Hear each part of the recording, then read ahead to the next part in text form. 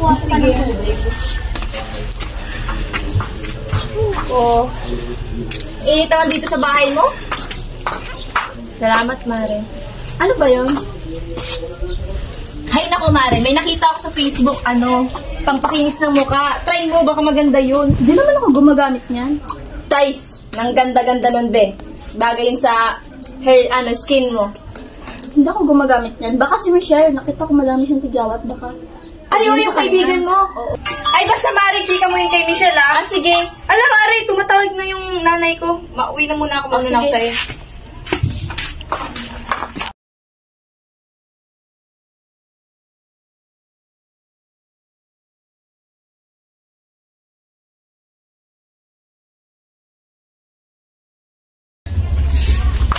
At sipag-sipag niyo naman mag-asawa, magandang umaga. Ang aga mo naman, Mare. Ano bang sadya mo? May sinabi kasi sa akin si Kat na pampakinis sa mukha. Tamang-tama niya sa'yo.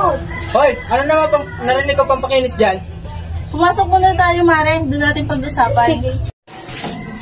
Ito yung pinakita sa akin ni Kato na pampakinis sa mukha. Ito. Maganda nga, Mare. Bibili ako. Sige, at maganda yan sa'yo.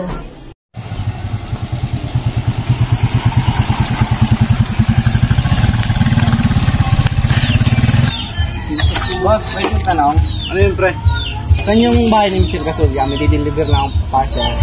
Ang asawa ni kumpare. Samahan mo, papunta doon. Bahay nila.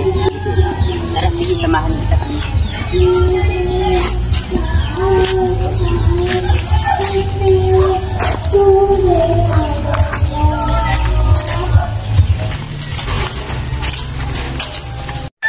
Dito, pare. Sige, sunod ako.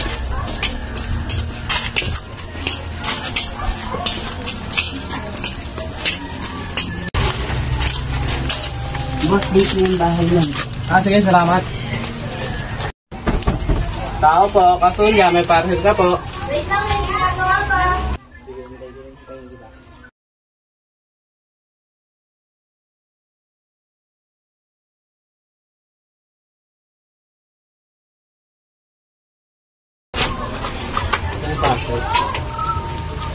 Salamat. Yung parcel yan. Puro ka na lang papaganda.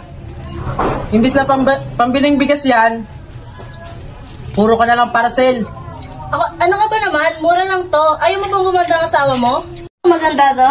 Try ko nga. Ay.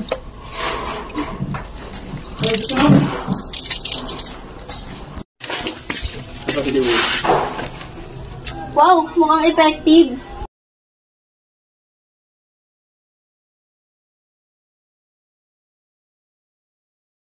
Anong nangyari sa mukha ko? Ano sa mukha mo? Epekto to ng sabon. Yan kasi. Hindi ka kasi nakikinig sa akin.